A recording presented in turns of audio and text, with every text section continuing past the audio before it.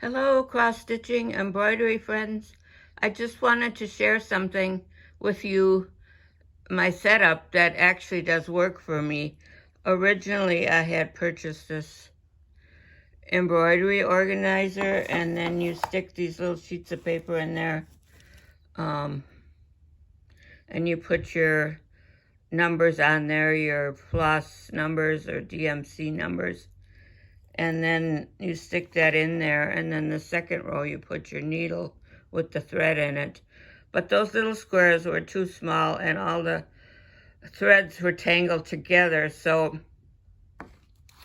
I had this thing with my sewing notions. It's a quilter's cut and press, and I just cut out some envelopes, you know, the padded envelopes that you mail, and because it's padded, you can stick a needle through it. So I was able to separate my floss so it wouldn't get all tangled. So I have 2 rows of floss. And then what I have it on, standing on, is a cookbook stand, which works great because you can lean it back.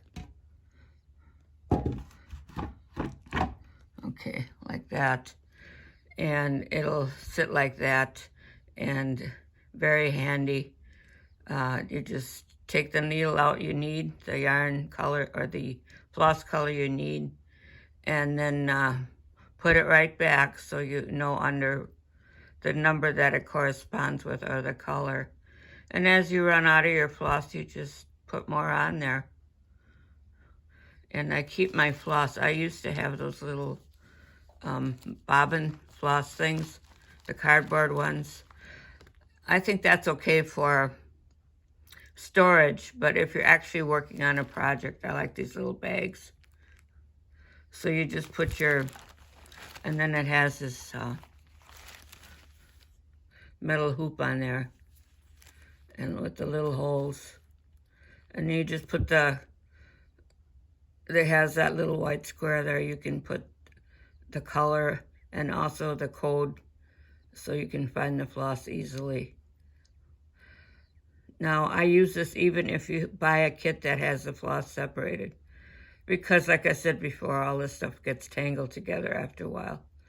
And what I did on my pattern is I enlarged it so that I can see all the chart along with the pattern.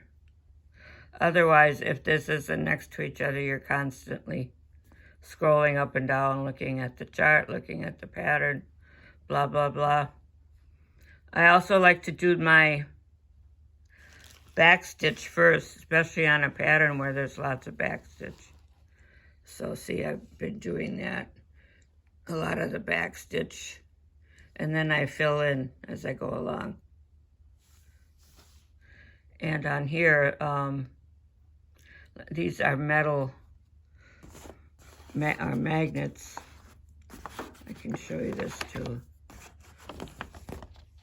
This is also a document holder, and it's metal.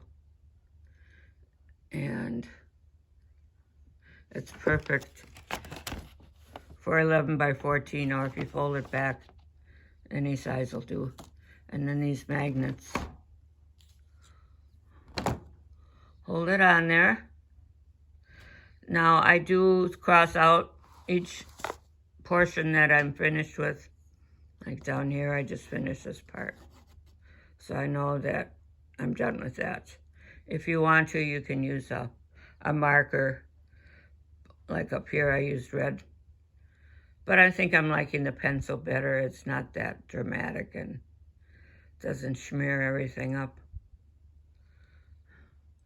So anyways, this is a pretty hard pattern. It's, but with this system I got now, it's a lot easier, I think. Here is what it looks like.